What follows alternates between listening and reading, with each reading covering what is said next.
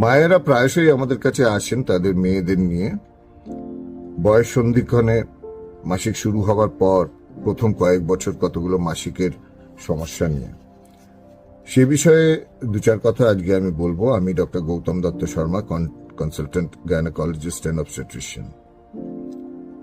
Adolescence যেটা আমরা বলি, মেনার্কি বা মাসিক শুরু হওয়ার বয়স থেকে প্রায় 19 বছর পর্যন্ত, সেই বয়সে সবচেয়ে কমন যে প্রবলেমগুলো আমাদের কাছে আসে, একটা হচ্ছে ইরেগুলার সাইকেলস।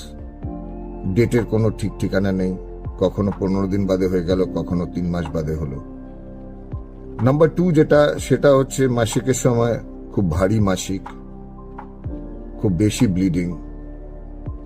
আর একটা যেটা, মাসিক হওয়ার সময় খুব ব্যথা হওয়া।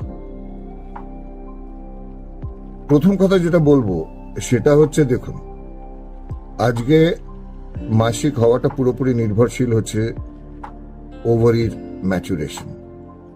বয়সন্ধিক্ষণে প্রথম তখন ওই ম্যাচিওর ওভারি, তার যে ওভুলেশন ফাংশন, সেই ফাংশনটা পুরোপুরি কার্যকরী হয় না, যার ফলে তখন এই মাসিকের এই সমস্যাগুলো দেখা দেয়।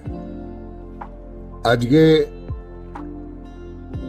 মাসিকটা হয়তো প্রথমবার একবার হলো, তারপর 3 মাস বন্ধ থাকলো, এ নিয়ে চিন্তা করবার কিছু নেই। এটা ফিজিওলজিক্যাল ডিসঅর্ডার, এটা গ্রোথের সাথে রিলেটেড, এবং এটা হতেই পারে।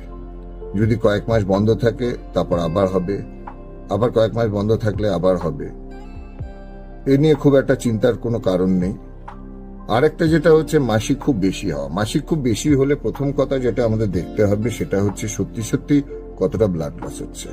হিমোগ্লোবিনটা আমাদের সবসময় খেয়াল রাখতে হবে, হিমোগ্লোবিন যেন কখনো ডাউন না হয়। পিউবার্টি মেনোরেজিয়া বলে একটা জিনিস আছে যেখানে অত্যধিক ব্লিডিং হয়, তবে সেই ব্লিডিংটাও কিন্তু ভেরিফাইড হতে হয়। বাচ্চারা প্রথম যখন স্যানিটারি ন্যাপকিন ইউজ করা শুরু করে তখন তারা কিন্তু একটু অল্প রক্ত লাগলেও অনেক সময় সেই ন্যাপকিনটা ডিসকার্ড করে, যার ফলে হয় কি, সারাদিনের মধ্যে যেখানে হয়তো 4টে ন্যাপকিন লাগলে হয়ে যেত কাজ, সেখানে হয়তো 8টা লাগছে। সেটাতে মায়েরা খুব চিন্তিত হয়ে যায়। যার জন্য ব্লিডিং বেশি যদি বলে, তাহলে প্যাডটা আপনারা নিশ্চয়ই চেক করবেন, কতটা ভিজেছে সেটা নিশ্চয়ই দেখবেন। আরেকটা যেটা, সেটা হচ্ছে সত্যিকারের যদি বেশি ব্লিডিং হয়, ক্লটস হয়, তাহলে ডেফিনেটলি আমাদের সেই পেশেন্টের কিন্তু ইভ্যালুয়েশন দরকার। একটা আল্ট্রাসোনোগ্রাফি এই গ্রোয়িং এজে করা দরকার। তবে বারবার করে বলে রাখবো, এই গ্রোয়িং এজে অনেক সময় একটা পলিসিস্টিক ওভারিয়ান মরফোলজি ওভারিতে আসে, যেটা ডিউ টু এই যে ইনঅ্যাডিকুয়েট ডেভেলপমেন্ট,